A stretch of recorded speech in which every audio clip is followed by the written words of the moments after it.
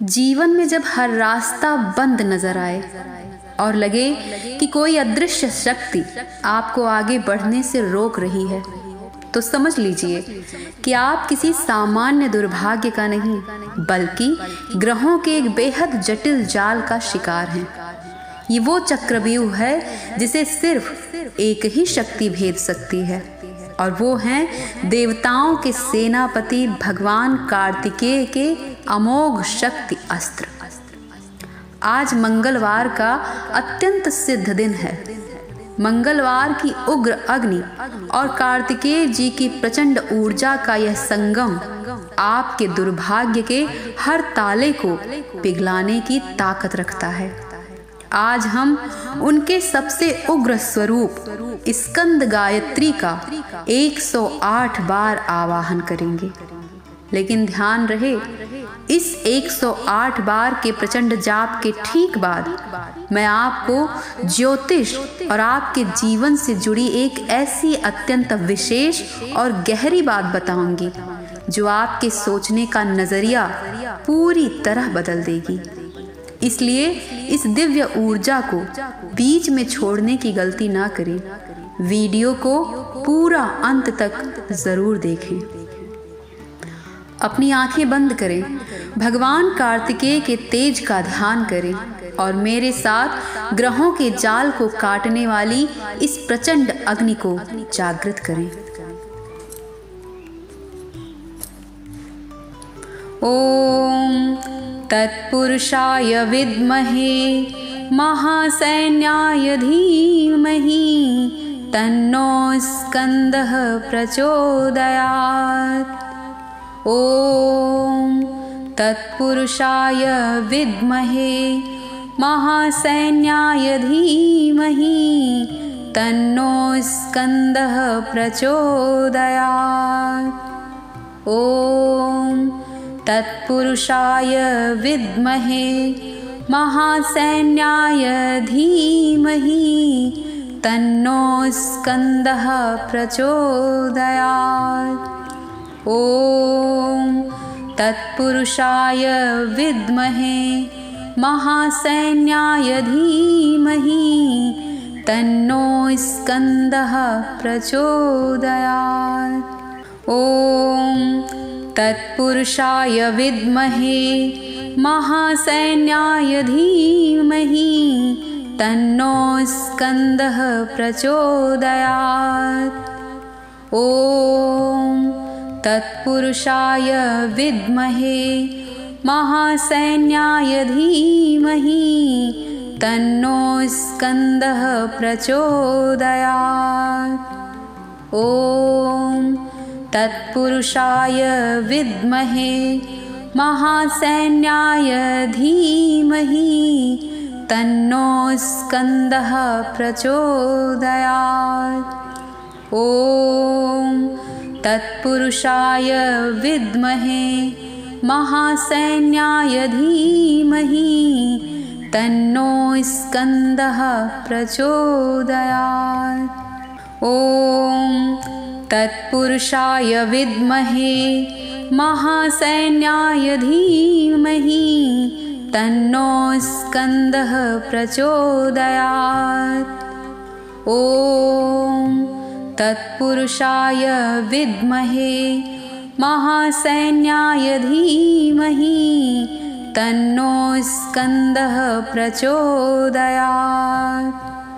ओम तत्पुरुषाय विद्महे महासैन्याय धीमहि तन्नो स्कंदः प्रचोदयात्। ओम तत्पुरुषाय विद्महे महासैन्याय धीमहि तन्नो स्कंदः प्रचोदयात्। ओम तत्पुरुषाय विद्महे महासैन्याय धीमहि तन्नो स्कंदः प्रचोदयात्। ओम तत्पुरुषाय विद्महे महासैन्याय धीमहि तन्नो स्कन्दः प्रचोदयात्। ॐ तत्पुरुषाय विद्महे महासैन्याय धीमहि तन्नो स्कन्दः प्रचोदयात्। ॐ तत्पुरुषाय विद्महे महासैन्याय धीमहि तन्नो स्कन्दः प्रचोदयात्। ॐ तत्पुरुषाय विद्महे महासैन्याय धीमहि तन्नो स्कन्दः प्रचोदयात्। ॐ तत्पुरुषाय विद्महे महासैन्याय धीमहि तन्नो स्कन्दः प्रचोदयात्। ॐ तत्पुरुषाय विद्महे महासैन्याय धीमहि तन्नो स्कन्दः प्रचोदयात्। ॐ तत्पुरुषाय विद्महे महासैन्याय धीमहि तन्नो स्कन्दः प्रचोदयात्। ॐ तत्पुरुषाय विद्महे महासैन्याय धीमहि तन्नो स्कन्दः प्रचोदयात्। ॐ तत्पुरुषाय विद्महे महासैन्याय धीमहि तन्नो स्कन्दः प्रचोदयात्। ॐ तत्पुरुषाय विद्महे महासैन्याय धीमहि तन्नो स्कन्दः प्रचोदयात्। ॐ तत्पुरुषाय विद्महे महासैन्याय धीमहि तन्नो स्कन्दः प्रचोदयात्। ॐ तत्पुरुषाय विद्महे महासैन्याय धीमहि तन्नो स्कन्दः प्रचोदयात्। ॐ तत्पुरुषाय विद्महे महासैन्याय धीमहि तन्नो स्कन्दः प्रचोदयात्। ॐ तत्पुरुषाय विद्महे महासैन्याय धीमहि तन्नो स्कन्दः प्रचोदयात्। ॐ तत्पुरुषाय विद्महे महासैन्याय धीमहि तन्नो स्कन्दः प्रचोदयात्। ॐ तत्पुरुषाय विद्महे महासैन्याय धीमहि तन्नो स्कन्दः प्रचोदयात्। ॐ तत्पुरुषाय विद्महे महासैन्याय धीमहि तन्नो स्कन्दः प्रचोदयात्। ॐ तत्पुरुषाय विद्महे महासैन्याय धीमहि तन्नो स्कन्दः प्रचोदयात्। ॐ तत्पुरुषाय विद्महे महासैन्याय धीमहि तन्नो स्कन्दः प्रचोदयात्। ॐ तत्पुरुषाय विद्महे महासैन्याय धीमहि तन्नो स्कन्दः प्रचोदयात्। ॐ तत्पुरुषाय विद्महे महासैन्याय धीमहि तन्नो स्कन्दः प्रचोदयात्। ॐ तत्पुरुषाय विद्महे महासैन्याय धीमहि तन्नो स्कन्दः प्रचोदयात्। ॐ तत्पुरुषाय विद्महे महासैन्याय धीमहि तन्नो स्कन्दः प्रचोदयात्। ॐ तत्पुरुषाय विद्महे महासैन्याय धीमहि तन्नो स्कन्दः प्रचोदयात्। ॐ तत्पुरुषाय विद्महे महासैन्याय धीमहि तन्नो स्कन्दः प्रचोदयात्। ॐ तत्पुरुषाय विद्महे महासैन्याय धीमहि तन्नो स्कन्दः प्रचोदयात्। ॐ तत्पुरुषाय विद्महे महासैन्याय धीमहि तन्नो स्कन्दः प्रचोदयात्। ॐ तत्पुरुषाय विद्महे महासैन्याय धीमहि तन्नो स्कन्दः प्रचोदयात्। ॐ तत्पुरुषाय विद्महे महासैन्याय धीमहि तन्नो स्कन्दः प्रचोदयात्। ॐ तत्पुरुषाय विद्महे महासैन्याय धीमहि तन्नो स्कन्दः प्रचोदयात्। ॐ तत्पुरुषाय विद्महे महासैन्याय धीमहि तन्नो स्कन्दः प्रचोदयात्। ॐ तत्पुरुषाय विद्महे महासैन्याय धीमहि तन्नो स्कन्दः प्रचोदयात्।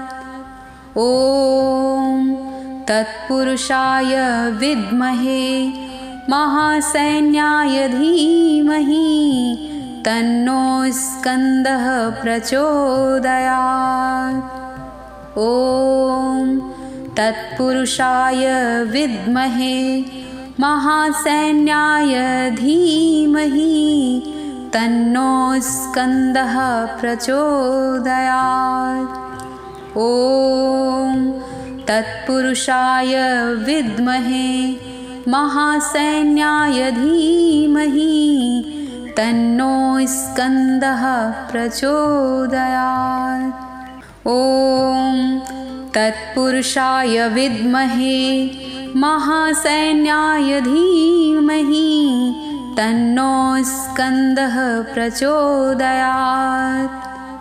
ॐ तत्पुरुषाय विद्महे महासैन्याय धीमहि तन्नो स्कन्दः प्रचोदयात्।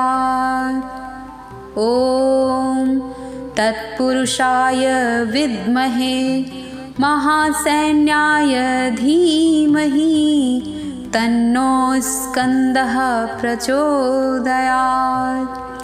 ॐ तत्पुरुषाय विद्महे महासैन्याय धीमहि तन्नो स्कन्दः प्रचोदयात्। ॐ तत्पुरुषाय विद्महे महासैन्याय धीमहि तन्नो स्कन्दः प्रचोदयात्। ॐ तत्पुरुषाय विद्महे महासैन्याय धीमहि तन्नो स्कन्दः प्रचोदयात्। ॐ तत्पुरुषाय विद्महे महासैन्याय धीमहि तन्नो स्कन्दः प्रचोदयात्। ॐ तत्पुरुषाय विद्महे महासैन्याय धीमहि तन्नो स्कन्दः प्रचोदयात्। ॐ तत्पुरुषाय विद्महे महासैन्याय धीमहि तन्नो स्कन्दः प्रचोदयात्। ॐ तत्पुरुषाय विद्महे महासैन्याय धीमहि तन्नो स्कन्दः प्रचोदयात्। ॐ तत्पुरुषाय विद्महे महासैन्याय धीमहि तन्नो स्कन्दः प्रचोदयात्। ॐ तत्पुरुषाय विद्महे महासैन्याय धीमहि तन्नो स्कन्दः प्रचोदयात्। ॐ तत्पुरुषाय विद्महे महासैन्याय धीमहि तन्नो स्कन्दः प्रचोदयात्। ॐ तत्पुरुषाय विद्महे महासैन्याय धीमहि तन्नो स्कन्दः प्रचोदयात्। ॐ तत्पुरुषाय विद्महे महासैन्याय धीमहि तन्नो स्कन्दः प्रचोदयात्। ॐ तत्पुरुषाय विद्महे महासैन्याय धीमहि तन्नो स्कन्दः प्रचोदयात्। ॐ तत्पुरुषाय विद्महे महासैन्याय धीमहि तन्नो स्कन्दः प्रचोदयात्। ॐ तत्पुरुषाय विद्महे महासैन्याय धीमहि तन्नो स्कन्दः प्रचोदयात्। ॐ तत्पुरुषाय विद्महे महासैन्याय धीमहि तन्नो स्कन्दः प्रचोदयात्। ॐ तत्पुरुषाय विद्महे महासैन्याय धीमहि तन्नो स्कन्दः प्रचोदयात्। ॐ तत्पुरुषाय विद्महे महासैन्याय धीमहि तन्नो स्कन्दः प्रचोदयात्। ॐ तत्पुरुषाय विद्महे महासैन्याय धीमहि तन्नो स्कन्दः प्रचोदयात्। ॐ तत्पुरुषाय विद्महे महासैन्याय धीमहि तन्नो स्कन्दः प्रचोदयात्। ॐ तत्पुरुषाय विद्महे महासैन्याय धीमहि तन्नो स्कन्दः प्रचोदयात्। ॐ तत्पुरुषाय विद्महे महासैन्याय धीमहि तन्नो स्कन्दः प्रचोदयात्। ॐ तत्पुरुषाय विद्महे महासैन्याय धीमहि तन्नो स्कन्दः प्रचोदयात्।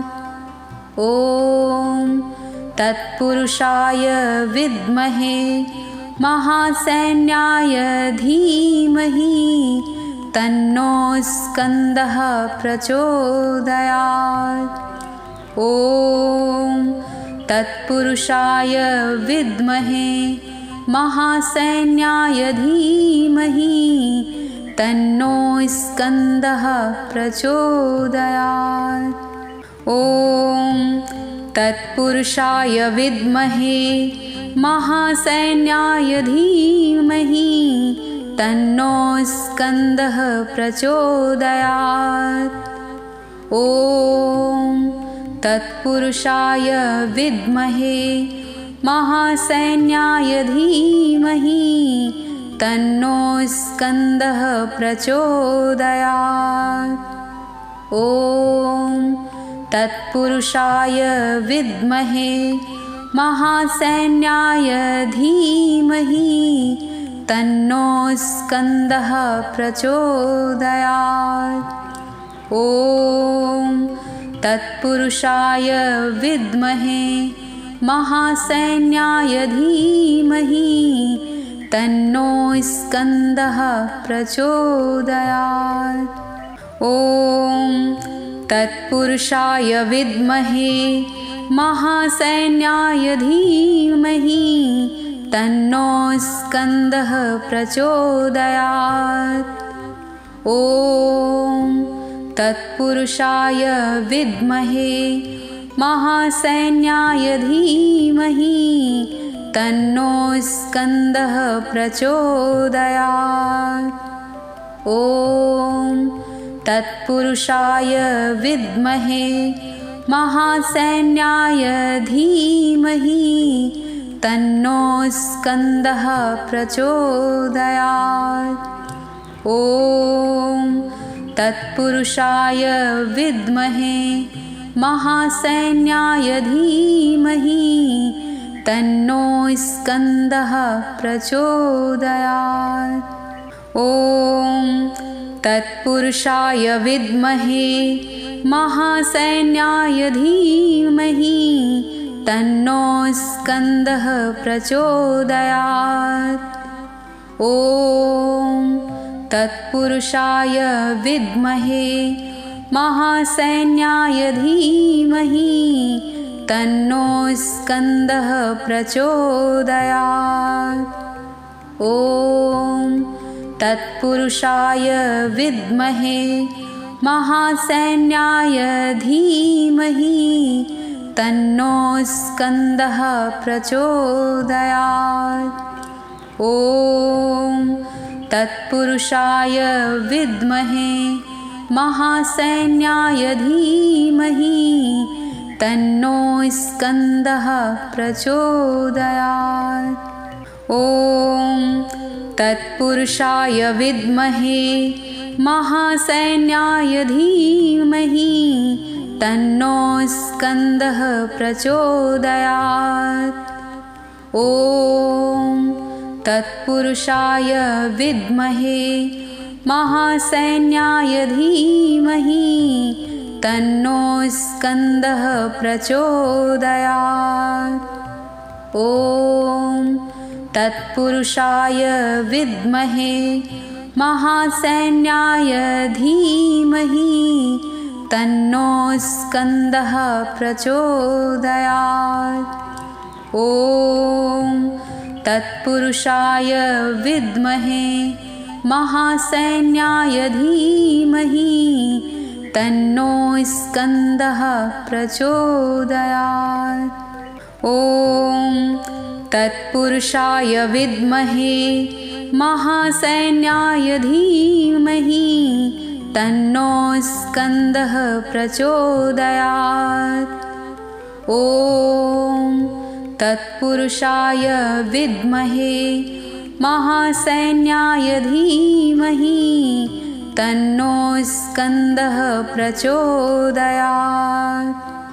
ॐ तत्पुरुषाय विद्महे महासैन्याय धीमहि तन्नो स्कन्दः प्रचोदयात्। ॐ तत्पुरुषाय विद्महे महासैन्याय धीमहि तन्नो स्कन्दः प्रचोदयात्।